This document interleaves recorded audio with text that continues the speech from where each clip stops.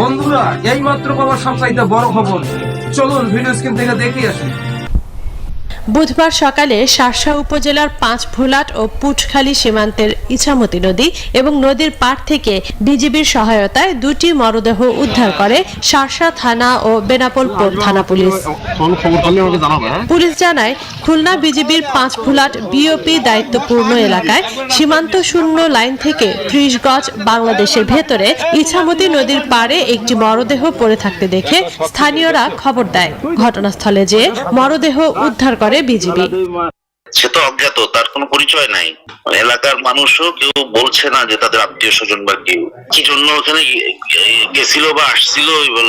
Last আমরা পেয়েছি সকালবেলা, ভেসে আসছে, ওদের পাড়াই পাইছি এবং উলঙ্গ অবস্থায় পাইছি। তো গেল কিভাবে বা কি, এটা তো আমরা খোঁজ খবর রাখছি। বিজিবি জানিয়েছে, এর আগে রাত ১:৩০টায় বেনাপোল পোর্ট থানার দিঘিরপাড় গ্রামের সাবু হোসেন ভারত সীমান্তে গেলে বিএসএফ এর হাতে আটক হয়। বিএসএফ তাকে মারধর করে বাংলাদেশ সীমান্তে রেখে চলে যায় বলে অভিযোগ স্থানীয়দের। আহত অবস্থায় তাকে দেখে স্থানীয়রা খবর দিলে সাবু হোসেনের বাড়ির লোকেরা ভোরে বাড়িতে নেয়ার পর মারা যায় সে। বিকেলে ৫ ভোলাট সীমান্তে ইছামতি নদীতে ভেসে ওঠে আরেকটি মরদেহ।